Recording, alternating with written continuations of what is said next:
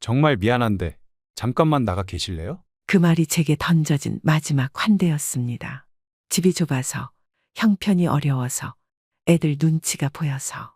아들은 말끝마다 이유를 붙였지만 그 어떤 이유도 저를 납득시킬 순 없었습니다. 평생을 바쳐 키운 자식에게서 이렇게 쫓겨나다시피 나올 줄은 정말 몰랐어요. 전 그날 아들의 현관문 앞에 서서 아무 말도 못한 채 한참을 서 있었습니다. 그리고 그날 이후 제 삶은 완전히 달라지기 시작했죠. 저는 올해 73, 이름은 정영자입니다. 애 하나 잘 키워보겠다고 제 인생의 모든 시간을 아들에게 쏟아부었습니다. 정우가 대학에 들어가던 날 등록금 고지서를 들고 뒷마당에서 혼자 울었어요. 그동안 고생했던 세월에 눈물이 났고 없는 형편의 대학 공부를 시킬 생각하니 막막하기도 했습니다. 그래도 아들이 잘 되는 게 전부였으니까 고생도 마다하지 않고 꿋꿋이 이겨냈어요. 남편이 세상을 떠난 건 지난 겨울 눈이 유난히 많이 오던 날이었어요. 장례식장 한편에 앉아 눈물을 참으며 조문객을 맞는 제 곁에서 정우는 무표정한 얼굴로 휴대폰만 들여다보고 있었죠. 저는 그저 아들이 슬픔을 감추는 거라 생각했어요. 하지만 문상객들이 떠나고 마지막으로 관을 덮는 순간에도 정우는 고개를 들지 않았습니다. 그때 처음으로 이상한 예감이 들었어요. 아, 이 아이가 예전 같지 않구나. 언제부턴가 며느리 미진이의 말에만 고개를 끄덕이고 제 말엔 건성으로 대답하던 그 모습이 떠올랐죠. 남편이 마지막으로 제 손을 꼭 잡고 한 말. 영자야, 이제라도 너 좀 편히 살아야지. 그 말이 자꾸 귓가에 맴돌았습니다. 장례를 마치고 사흘이 지난 어느 날 조용한 집안에서 멍하니 시간을 보내다가 저는 결국 결심했어요. 정우 집에 잠시라도 머물러 있어야겠다. 남편의 유품을 정리하고 나니 남편 치료비를 대느라 곧 팔아야 하는 집에 혼자 남아있는 게 도무지 견딜 수가 없었거든요. 버스를 타고 아들의 아파트에 도착했을 때는 저녁이 가까워질 무렵이었어요. 현관 앞에서 초인종을 누르자 며느리 미진이가 나왔고 저를 보는 순간 얼굴이 굳어졌어요. 어머니, 어쩐 일이세요? 저는 담담하게 말했죠. 미진아, 며칠만 좀 여기 있을 수 있을까? 혼자 있으니까 너무 힘들더라. 그 말이 끝나자마자 정우가 안에서 걸어 나왔고 잠깐 제 얼굴을 바라보더니 고개를 돌렸어요. 엄마, 지금은 안 돼요. 우리도 애들 돌보고 회사 일도 바쁜데 어머니까지 모시긴 무리예요. 그 순간 현관문이 천천히 제 앞에서 닫혔어요. 쿵 하고 닫히는 소리가 제 가슴에 그대로 내려앉았죠. 문 뒤에서 들리는 며느리의 말이 귀에 꽂혔어요. 여보, 잘했어. 이런 건 처음부터 딱 잘라야 돼. 정우의 아파트를 나서는 발걸음이 그렇게 무거울 줄은 몰랐어요. 아들이 그렇게까지 차갑게 굴 줄은 상상도 못했죠. 버스 정류장까지 걷는 동안 제 발끝은 자꾸만 휘청거렸어요.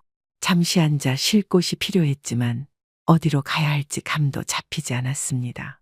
문득 눈앞에 작은 분식집 하나가 눈에 들어왔어요. 우동 한 그릇 주세요. 그렇게 따뜻한 국물 한 모금 삼키는데 눈물이 함께 목으로 넘어갔어요. 사장님은 조용히 따뜻한 보리차를 따라주셨지만 그 정성조차 낯설게 느껴졌죠. 밖은 점점 어두워졌고 저는 그 좁은 가게 구석에 웅크린 채 혼잣말을 했어요. 이렇게 살게 될 줄은 몰랐어.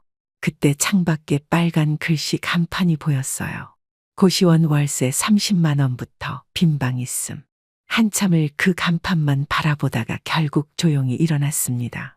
이제는 어디든 비바람을 피할 수만 있다면 그걸로 충분하다는 생각뿐이었거든요.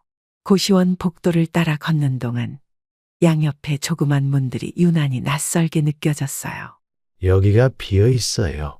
창문도 있고 화장실도 가깝고요. 관리인 아저씨의 설명이 들리긴 했지만 마음은 온통 딴 데 가 있었죠. 문을 열자 고작 세 걸음이면 벽에 닿는 작은 방. 우리 집 화장실보다도 좁았지만 지금 제게는 그마저도 감사한 공간이었어요. 작은 캐리어 하나와 보따리 하나. 평생의 짐이라기엔 너무도 소박한 이삿짐을 바닥에 내려놓고 침대에 털썩 앉았어요. 창문 밖은 벌써 어두웠고 빗소리는 여전히 조용히 내리고 있었죠. 이게 내 현실인가? 혼잣말이 새어나왔고 그 말 끝에 울컥 치밀어 오르는 감정을 꾹 눌렀어요. 남편이 떠난 이후 이렇게까지 허무한 밤은 처음이었습니다. 하지만 눈물을 닦고 나서 문득 이런 생각이 들었어요. 그래, 여기서 다시 시작하자. 아무도 의지할 수 없다면 나라도 날 지켜야지. 그렇게 저는 낯선 고시원의 천장을 올려다보며 새로이 다짐했어요. 오늘 이 방에서 처음 맞는 밤. 그 밤이 내 인생의 마지막이 아니라 새로운 시작이 되기를 바라면서요. 벽 너머에서 들리는 기침 소리, 가끔 울리는 전화통화 소리, 그리고 좁은 복도를 오가는 발소리. 모든 것이 낯설었지만 그 가운데 유난히 따뜻한 목소리가 들렸어요. 어머님, 저 라면 끓이는데 같이 드실래요? 문 밖에서 들려온 청년의 말에 잠시 멈칫했죠. 혼자 먹기 많아서요. 그 말 한마디에 마음 한구석이 물컥해졌어요. 아들의 집 앞에서 문전박대를 당했던 그날 밥 한 끼도 제대로 못 먹고 울다 잠든 제가 떠올랐거든요. 고마워요. 그럼 한 젓가락만. 민준이라는 이름의 청년은 방 안으로 저를 안내했어요. 좁은 책상 위에는 라면 2그릇과 단무지 그리고 종이컵에 따른 보리차가 놓여 있었죠. 저 여기서 자취하면서 야간대 다녀요. 법학과예요. 그 말에 놀랐어요. 말투는 어리지만 눈빛은 묵직했고 말하는 태도에서 따뜻함이 묻어났어요. 할머니, 얼굴이 많이 지쳐 보이세요. 무슨 일 있으셨어요? 그 순간 꾹 참고 있던 눈물이 쏟아질 것 같았어요. 하지만 꾹 참았죠. 아직은 꺼내지 못할 이야기들이니까요. 그저 조용히 웃으며 라면 한 젓가락을 들어 올렸어요. 이 작은 방 안, 누군가와 나누는 따뜻한 국물. 그게 이렇게 큰 위로가 될 줄은 몰랐죠. 그리고 그때 저는 아직 이 세상에 남아있는 괜찮은 사람들이 있다는 걸 민준을 통해 다시 믿게 되었어요. 어머님, 혹시 제가 도움이 될 수 있는 일이 있을까요?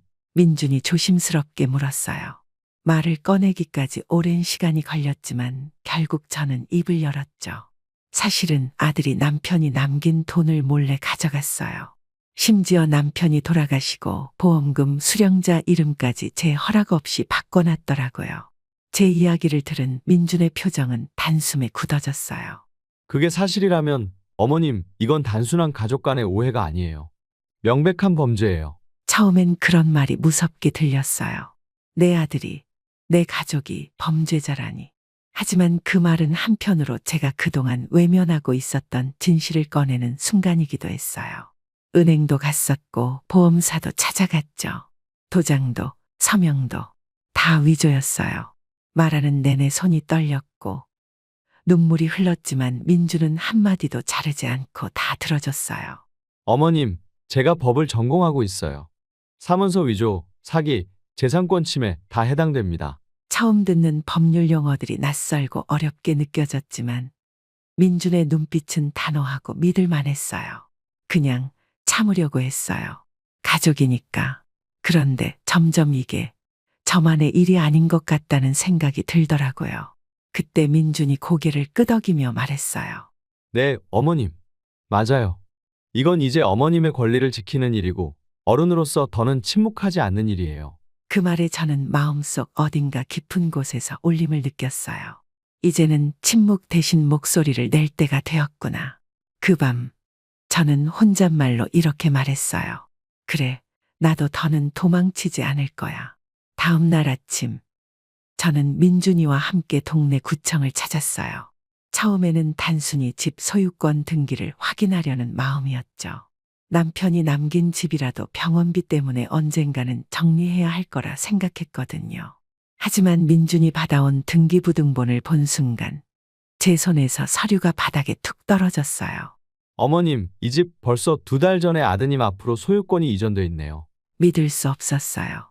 남편의 이름으로 되어 있어야 할 집이 어느새 아들 정우 명의로 바뀌어 있었던 거예요. 여기 이전 일자가 남편 돌아가시기 직전이에요. 민준의 말에 저는 숨이 턱 막혀왔어요. 그 시기 남편은 이미 병상에 누워 거의 말도 못하던 때였거든요. 이건 어머님이 서류에 서명한 기억 없으시죠? 없어요. 난 그런 서류 본 적도 쓴 적도 없어요. 그럼 도장이나 서명이 위조됐을 가능성이 커요. 이건 사문서 위조에 의한 부동산 편취예요. 민주는 단호하게 말했어요. 지금 당장이라도 변호사와 상의하셔야 해요. 늦어지면 이 집이 팔릴 수도 있어요. 그제야 상황의 무게가 확 다가왔어요. 정우가 그렇게 서둘러 저를 밀어낸 이유.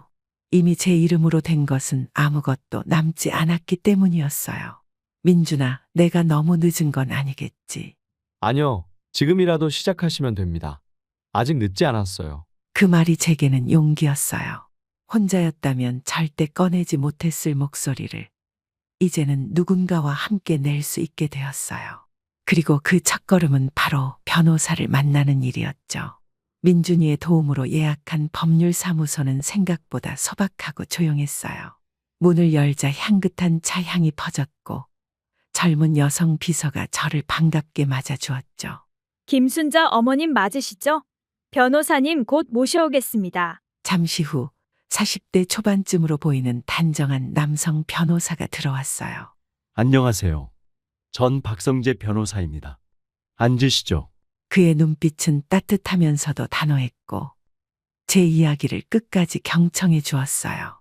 남편의 죽음, 아들의 외면, 그리고 은행과 보험에서 겪은 일들까지 차분히 풀어놓았죠. 말을 마쳤을 땐 제 두 손이 꽉 쥐어져 있었고 어깨는 굳어 있었어요. 하지만 박 변호사는 조용히 말했어요. 어머님, 이건 단순한 가족 간의 오해 수준이 아닙니다.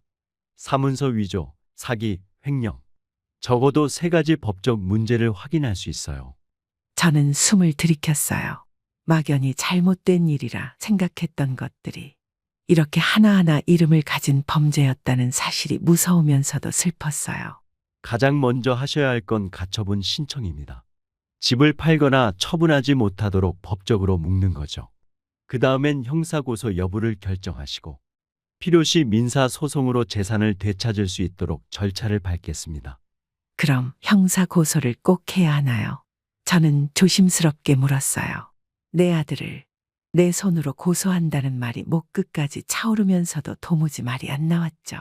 하지만 박 변호사의 대답은 의외로 부드러웠어요. 아직 결정하지 않으셔도 됩니다. 하지만 어머님께서 다시는 같은 피해를 입지 않도록 법적으로 미리 방어할 수 있는 절차는 꼭 필요합니다. 그 말이 깊숙한 곳에 와닿았어요. 이건 복수가 아니라 제 삶을 지키기 위한 행동이란 걸 처음으로 이해했죠. 가처분 신청이 접수되고 박 변호사님은 곧장 정우에게 내용 증명을 보냈어요.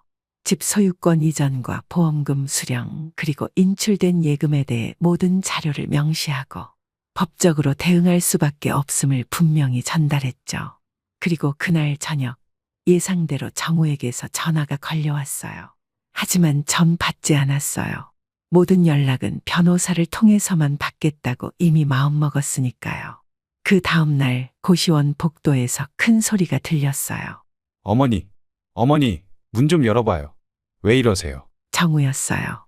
복도 끝에서 그의 목소리가 울리고 복도 안에 있던 다른 사람들도 슬쩍 고개를 내밀었죠. 전 아무 말도 하지 않았어요. 문 앞에 서서 잠시 귀를 기울였을 뿐이었죠. 엄마, 나야. 내가 잘못했어. 미진이 때문에 그런 건 아니야.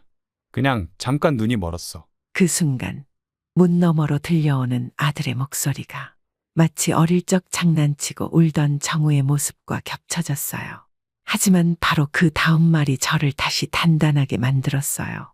근데 엄마, 지금 이거 법으로 가면 다 망가지는 거야. 나도, 미진이도, 애들도. 우리 가족이 끝장나는 거라고. 결국 협박이었어요. 그 말을 들은 순간 문을 열고 싶던 마음도 울컥 올라오던 미련도 모두 그 자리에서 사라졌어요. 뒤에서 민준이가 다가왔어요. 정우 씨, 지금 이러시면 안 됩니다. 더 이상 어머님을 괴롭히지 마세요. 정우는 저를 부르며 몇 번 더 애원했지만 끝내 복도를 걸어 나갔어요. 그날 밤 저는 처음으로 확신했어요.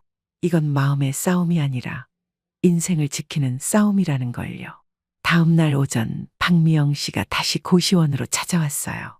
손엔 두툼한 봉투가 들려 있었고 얼굴은 어느 때보다도 진지했죠. 순자님, 변호사님께서 이 서류들 보내주셨어요. 정우 씨에 대한 법적 대응을 준비하면서 과거 금융거래 기록과 부동산 관련 자료를 다시 정리하셨대요.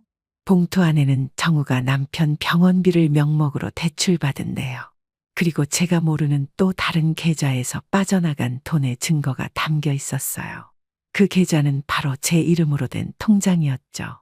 이건 난 한 번도 본 적이 없는 통장이에요. 손이 떨려왔어요. 남편이 남긴 유산 말고도 정우는 제 이름을 도용해 대출을 받고 돈을 빼갔던 거였죠. 그리고 대출금은 아직 갚지 않고 있었어요. 지금까지 알고 계셨던 것보다 훨씬 심각한 상황일 수 있어요. 순자님, 박미영 씨의 말이 마치 얼음처럼 가슴을 눌렀어요. 하지만 더 이상 눈물은 나지 않았어요. 이젠 울 시간도 아까웠어요.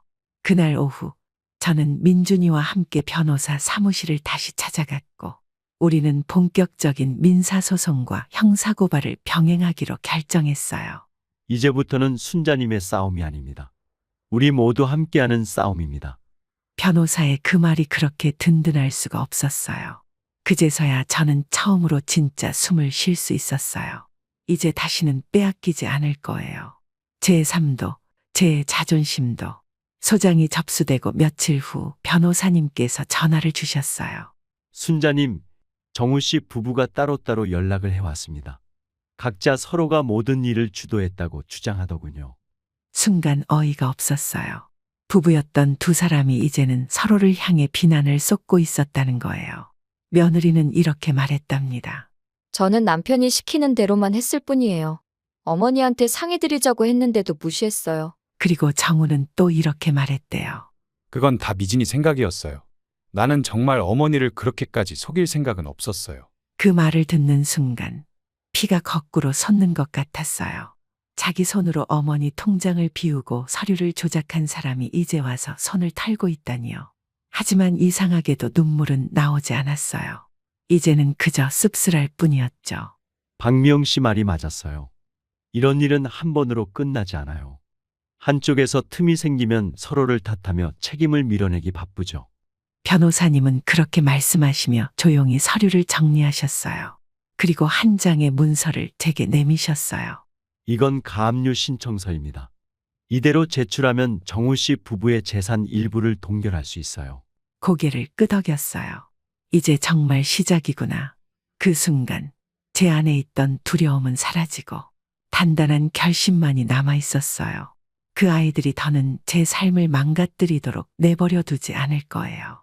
가압류 신청서가 법원에 접수된 바로 다음 날 정우에게 그 사실이 전달되었어요.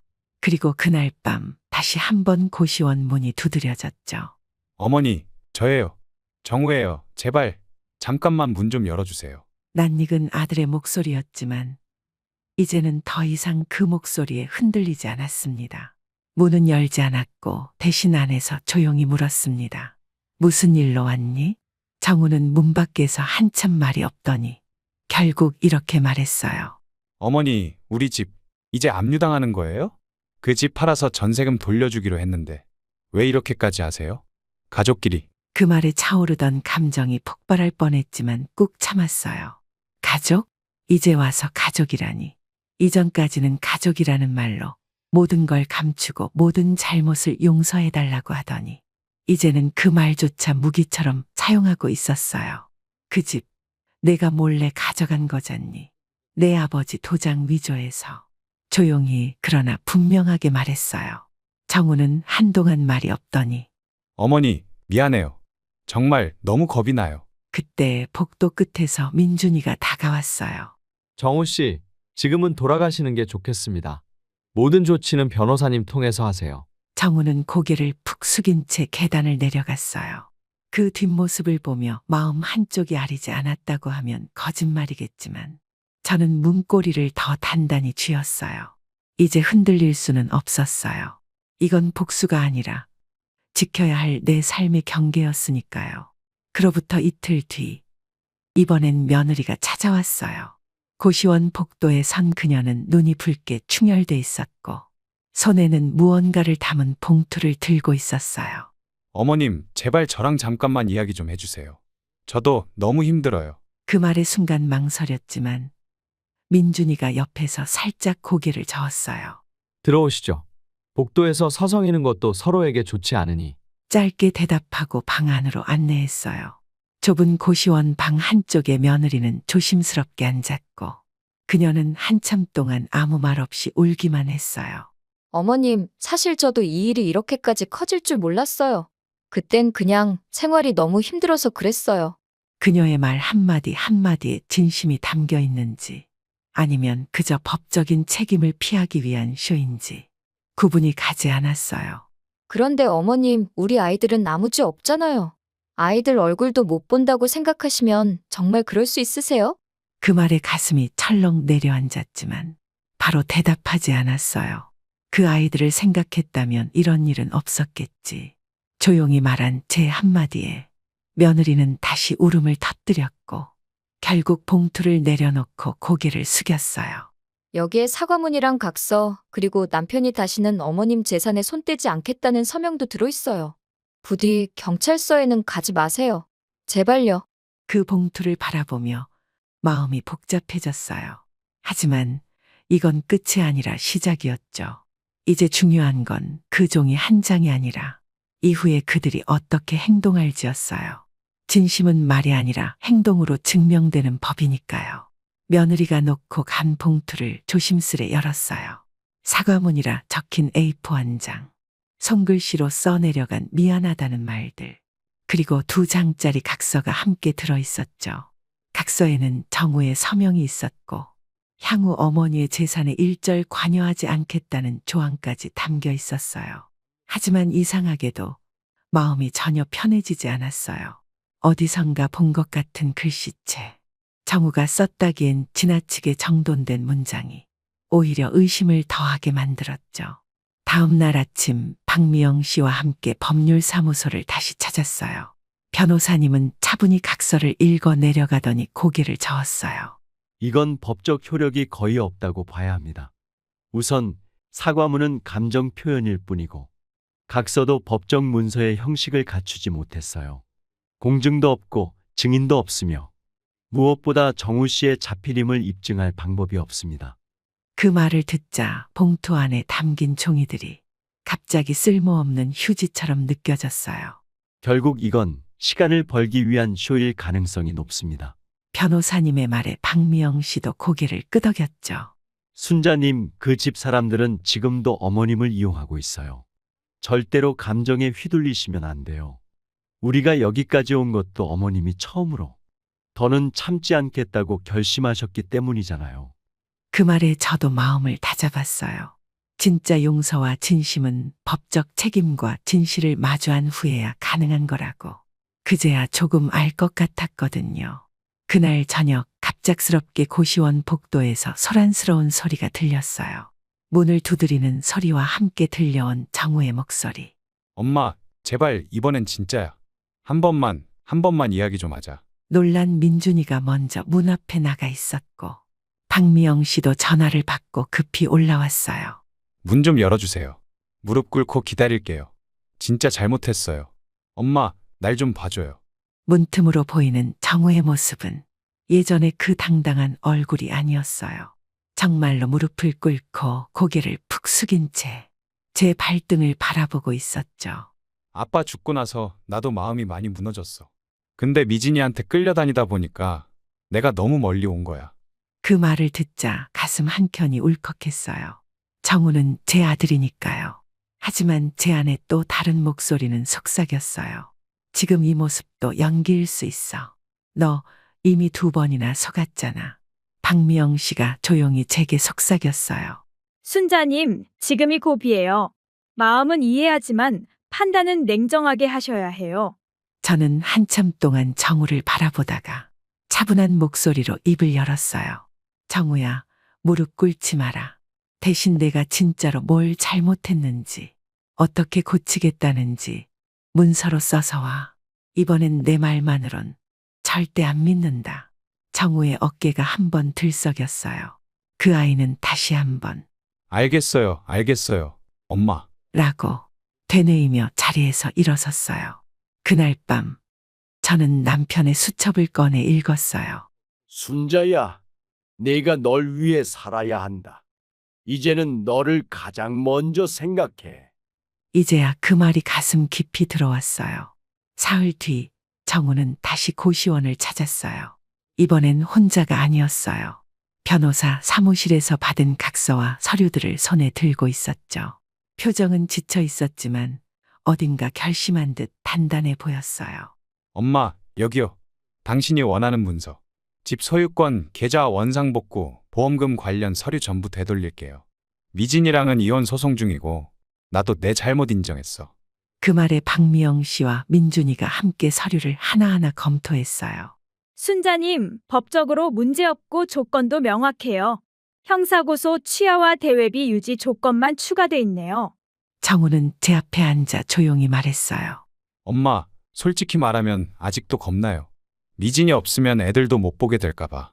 그런데 그보다 더 무서운 건 엄마 눈 못 마주칠까봐 그게 더 힘들었어요. 그 아이의 말에 가슴이 먹먹해졌지만 이번엔 쉽게 마음을 허락하지 않기로 했어요. 정우야, 나는 내가 지금 어떤 선택을 하든 앞으로 스스로 짊어지고 살아야 할 몫이라고 생각해. 엄마한테 사과하고 싶으면 말이 아니라 삶으로 보여줘. 정우는 조용히 고개를 끄덕이며 엄마, 앞으로 매주 한번 밥 같이 먹어요. 아니, 어릴 적에 먹던 김치찌개 제가 끓일게요. 그렇게라도 용서를 구할 기회를 주세요. 그 순간 민준이와 박미영 씨가 서로 눈빛을 주고받았어요. 작은 희망의 실마리가 피어나는 듯한 공기였죠. 그날 밤 고시원 창밖으로 조용히 봄비가 내리고 있었어요. 이제는 그 비가 더 이상 쓸쓸하지 않았어요. 오히려 깨끗이 씻겨내려가는 마음 같았죠. 이사를 마친 날, 순자는 낡은 캐리어를 조심스럽게 끌며 작은 원룸에 들어섰어요. 전세 계약서와 등기부등본을 손에 꼭 쥔 채 그녀는 한참 동안 방 안을 둘러보았죠.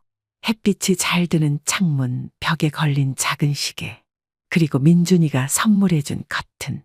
모든 것이 새롭고 모든 것이 고요했어요. 하지만 이번엔 그 고요함이 외롭지 않았어요. 창밖으로는 박미영 씨가 일하는 사무실 간판이 보였고 미용실 앞에는 할머니들이 모여 수다를 떨고 있었죠.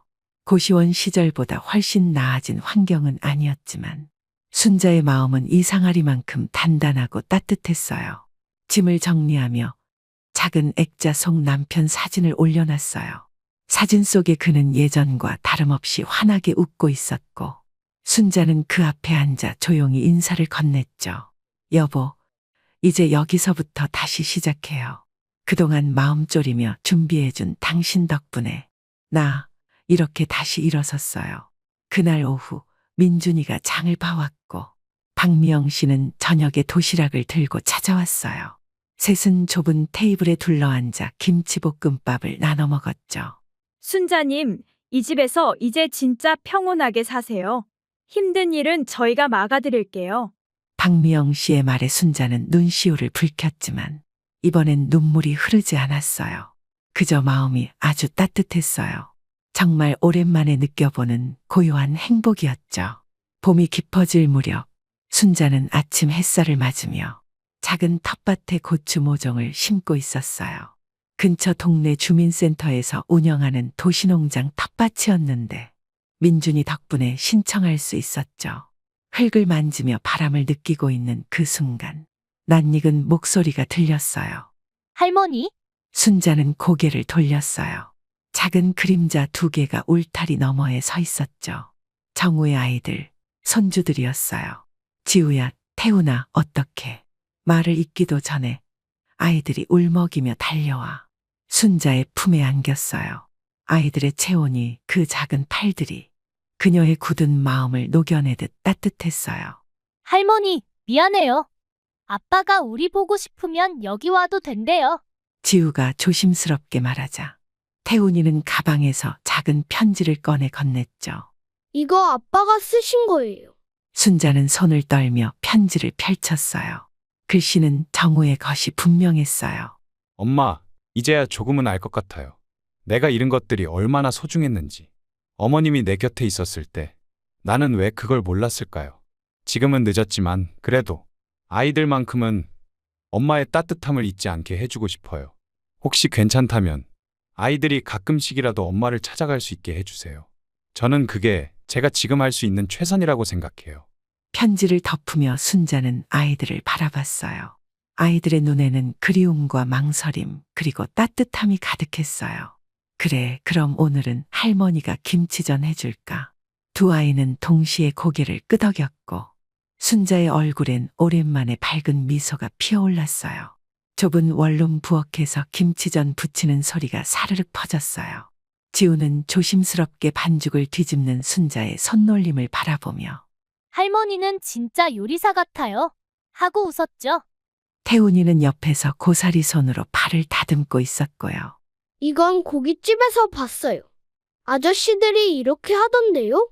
순자는 웃음을 참지 못하고 아이들의 머리를 한 번씩 쓰다듬었어요.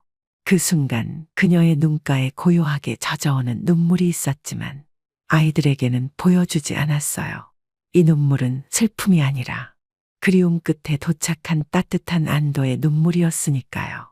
식탁 위에는 김치전과 계란찜, 그리고 정성껏 차린 소박한 밥상이 놓였고 세 사람은 둥글게 둘러앉아 식사를 시작했어요.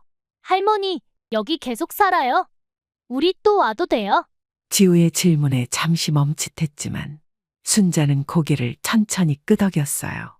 그래, 여기가 이제 할머니 집이니까 너희들이 언제든 올 수 있어.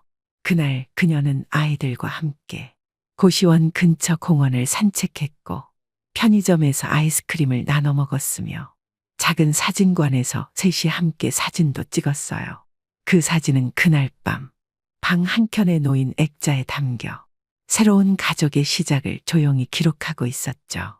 며칠 후 순자는 민준이와 함께 작은 단독주택 근처를 둘러보고 있었어요. 도심에서 조금 떨어진 조용한 골목길, 햇살이 따스하게 내리쬐고 아이들 웃음소리가 담장 너머에서 들려오는 그곳. 어머님, 여긴 주인이 직접 관리하셔서 상태도 좋고 무엇보다 임대료도 저렴해요. 민준의 말에 순자는 고개를 끄덕였죠. 집 앞 작은 화단엔 이름 모를 풀들이 자라나 있었고 조그만 현관 옆엔 오래된 벤치 하나가 놓여 있었어요. 그 벤치에 앉은 순간 순자는 오래전 남편과 함께 햇살 아래 마당에서 나누던 대화가 떠올랐어요. 당신 언젠가 나 혼자 남게 되면 작은 집에서 화초 키우며 살고 싶다 했잖아. 이제야 당신 꿈 이뤄졌네. 그녀는 조용히 미소 지었어요. 민준아, 이 집 계약하자. 여기서 다시 살아볼래.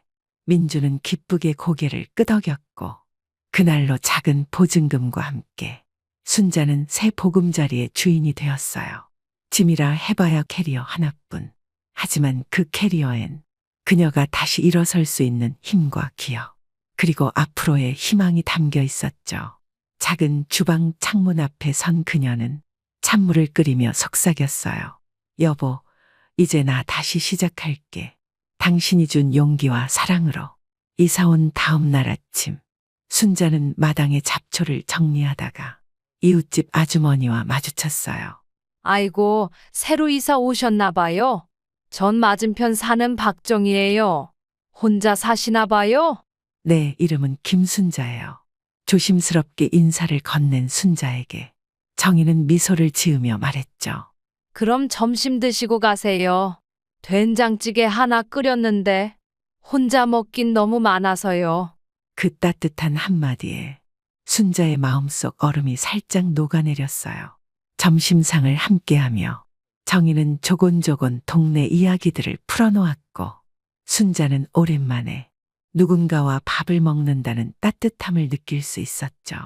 며칠 뒤엔 동네 작은 시장에 가서 채소 몇 가지를 샀고 가게 주인은 덤으로 깻잎 한 줌을 더 쥐어주며 말했어요. 혼자 사시는 것 같은데 밥 잘 챙겨 드셔야 해요. 그 말에 눈물이 핑 돌았지만 순자는 웃으며 고개를 끄덕였죠. 혼자가 아니야. 세상은 아직 따뜻한 사람들이 더 많아. 그녀는 그렇게 조금씩 사람들과의 거리를 좁혀가며 새로운 마을에 뿌리내리기 시작했어요. 몇 주가 지나고 순자는 우연히 시장 작은 반찬 가게 앞을 지나게 되었어요. 가게 앞에는 직원 구함 오전 시간만 일하는 종이가 붙어 있었죠. 순자는 발걸음을 멈췄어요. 한참을 망설이다가 문을 열고 조심스럽게 들어갔죠. 저 혹시 아직 사람 안 구하셨어요? 어머, 아주머니. 혹시 일해보신 적 있으세요? 예, 식당에서만 30년 넘게 했어요. 손 빠르단 소리도 많이 들었고요. 가게 주인은 한참 순자를 바라보더니 웃으며 말했어요.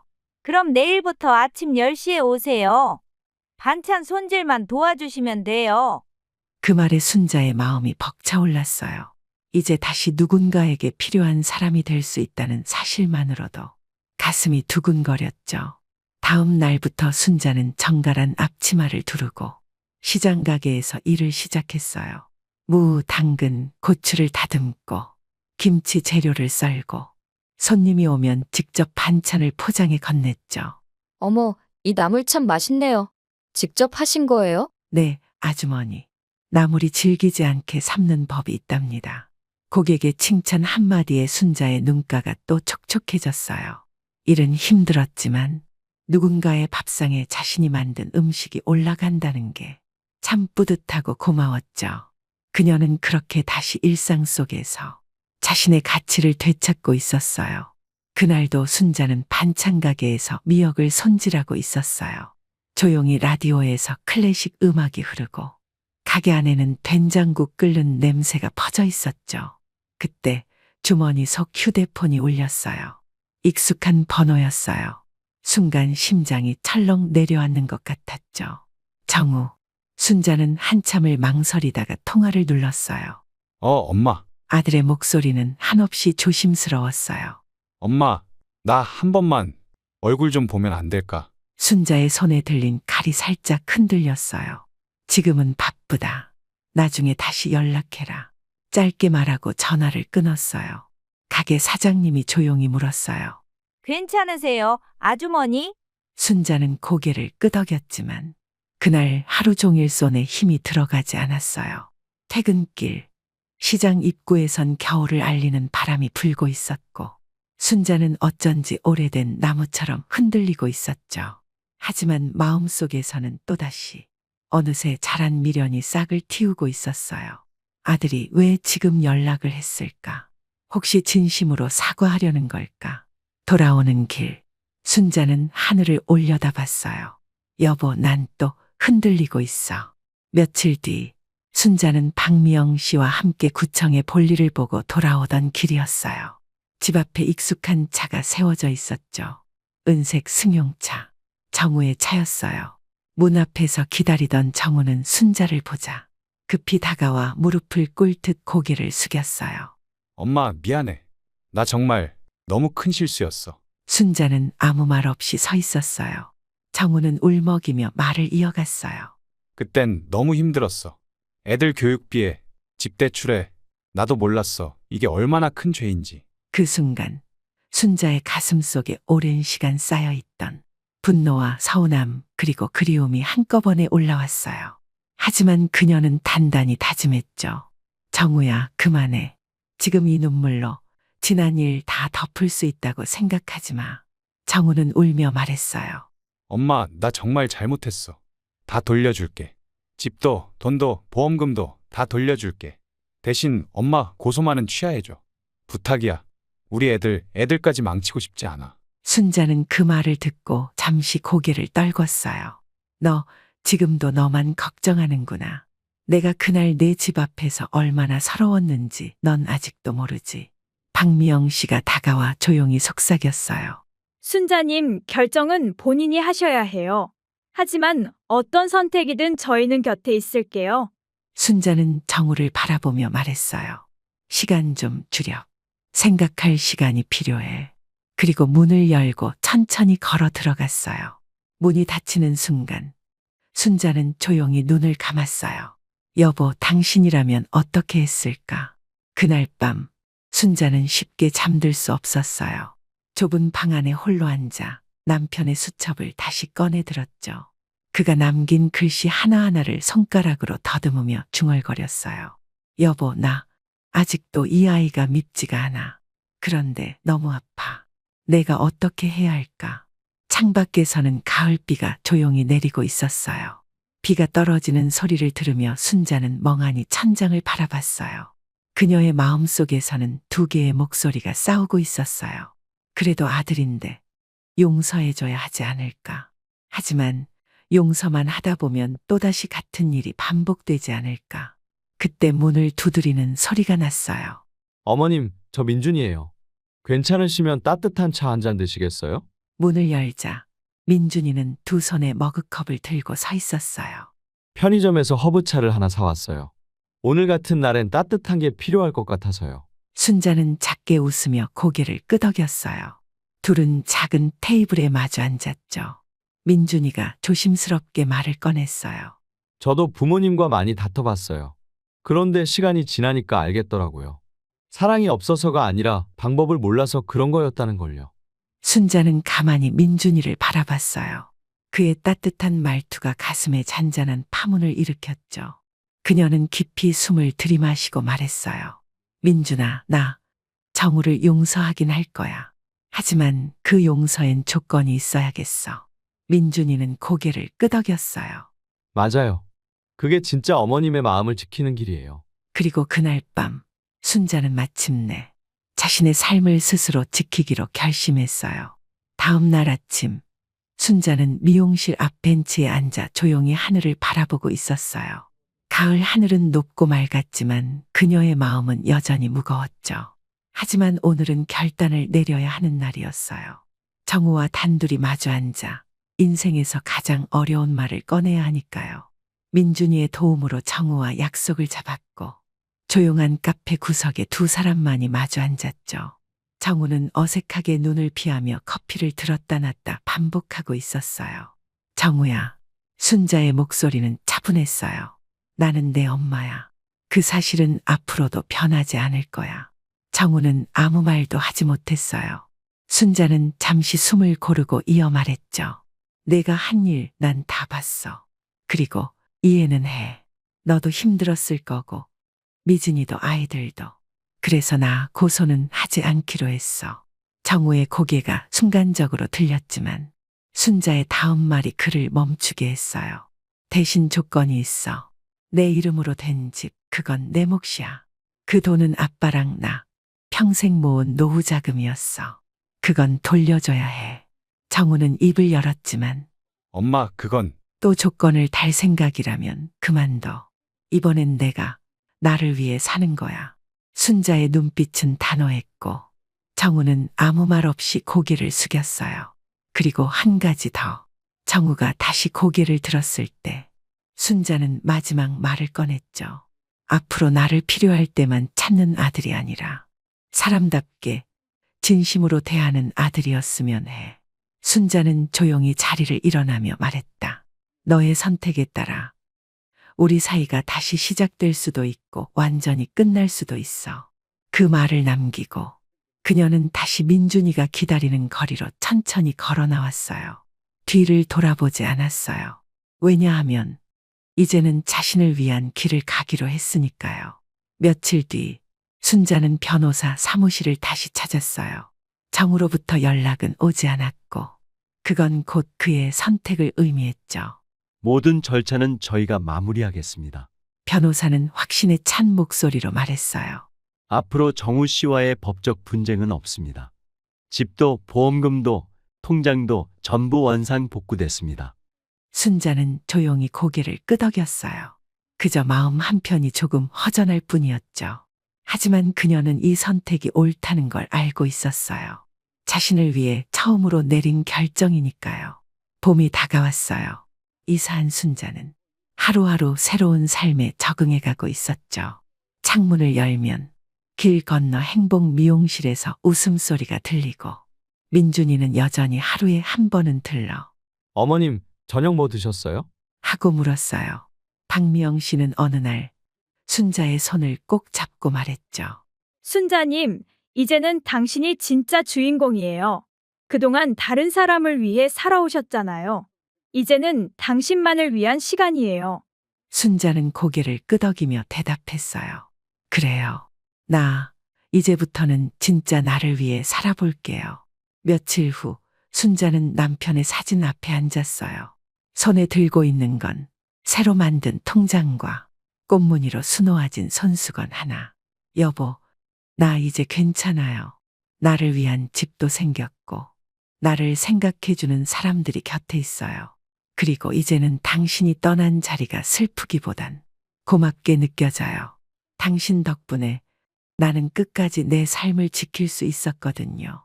창밖에는 벚꽃이 흩날리고 있었어요. 순자는 그 꽃잎을 바라보며 조용히 말했죠. 여보, 나 잘 살게요. 그리고 나 이제 외롭지 않아요.